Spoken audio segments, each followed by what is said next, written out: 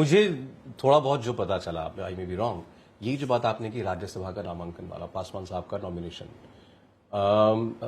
मुख्यमंत्री नीतीश कुमार ने last moment पर पासवान जी ना जा पाए राज्यसभा, इसके प्रयास किए। बिल्कुल बिल्कुल और बिल्कुल प्रयास किए। वो मोमेंट था जिसके लिए शायद पासवान साहब को और आपको भी शायद एक बार उनके पास जाना भी पड़ा। बिल्कुल, क्योंकि हम लोग को यहाँ से सीधा एयरपोर्ट से हम लोग को, क्योंकि दिल्ली में थे और दिल्ली से हम लोग फ्लाइट में से हम लोग को सीधा विधानसभा जाना था नामांकन के लिए, और संजोग से वो लास्ट डे था नामांकन का। पर वहां सीधा विधानसभा ना जाते हुए हम लोग को पहले मुख्यमंत्री जी के आवास जाना पड़ा। अच्छा। उनकी मिन्नतें करनी पड़ी, और मुख्यमंत्री जी का वो अहंकार कि भाई आप जाइए, आप किसी से भी आप लीजिए, मेरे विधायक आपका समर्थन नहीं करेंगे। ये पासवान जी को बोला उन्होंने। हाँ, मुख्यमंत्री जी को अपने विधायकों का अहंकार था, और आज मुझे खुशी है कि उनके विधायकों के इसी अहंकार को लोक जनशक्ति पार्टी हम ही नहीं तोड़ा है।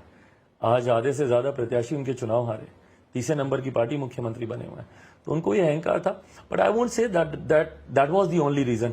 कलेक्टिवली लोकसभा में उनकी भूमिका, राज्यसभा में जिस तरीके से उनका रहा, और आदतन जिस तरीके से मेरे नेता को नीचा दिखाने का प्रयास मुख्यमंत्री जी अपनी कार्यशैली के माध्यम से हमेशा करते रहे, सो कलेक्टिवली तब तक वो कहते हैं ना कि पानी सर से निकल जाता है, तो उसके बाद फिर उनके साथ रहना अब बिल्कुल संभव नहीं हो रहा था। और आप तैयार थे कि ये किसी भी हद तक मुझे जाना पड़े चुनाव में? जब आप गए, Absolutely. बहुत बड़ा डिसीजन था वो। आपके सामने सारे बड़े ही हर तरफ बड़े नेता, बड़े लीडर से, बड़ी पार्टियां थी, और आपने फैसला किया कि भाई मैं इन्हीं के खिलाफ अपने उम्मीदवार उतारूंगा। एंड भाई रादर, जो लोग बोलते हैं कि मुझे सत्ता का लालच या मंत्री बनने का शौक, मेरे लिए तो शायद सबसे आसान तभी रहता अगर मैं उस वक्त सिर्फ नतमस्तक हो जाता। और मेरे लिए बहुत इजी था ये बोलना, बिकॉज मेरे पिता का निधन ठीक उसी वक्त हुआ था।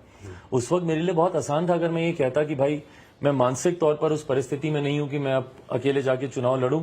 मैं करता हूं, जितनी सीटें लोग मेरे को दे रहे थे मैं उतनी सीटों पे लड़ता। मेरे 2-3 मंत्री मेरे बिहार में होते, मैं खुद केंद्र सरकार में मंत्री होता, तो चीजें बहुत ईजी हो जाती। But because my father was so clear कि उनके साथ अब आगे नहीं बढ़ना, तो उनके जाने के बाद उनके फैसले का को नहीं मानना मैं कर ही नहीं सकता था। अब आपने जब फैसला किया कि मैं नीतीश कुमार के खिलाफ ही उम्मीदवार उतारूंगा, आपने आधी सीटों पर ही उम्मीदवार उतारे, बीजेपी के किसी उम्मीदवार के खिलाफ नहीं उतारा कैंडिडेट, नीतीश कुमार के खिलाफ उतारे। तब कभी मोमेंट कभी आया कि नीतीश जी ने भी टटोला हो आपका मन, या कभी फोन किया हो, पूछा हो क्या हुआ, क्यों कर रहे हो, मत करो?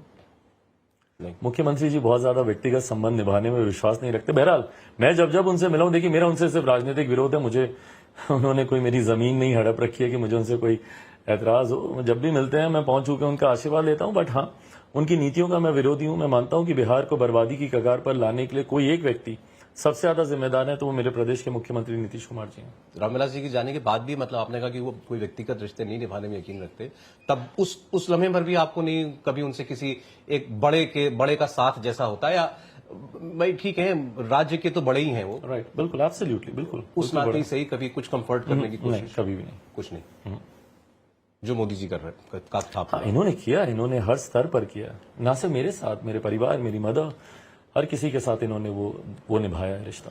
इंडिया टीवी हर वक्त हर जगह डाउनलोड करने के लिए सर्च करें India TV news Google play store या ऐप स्टोर पर।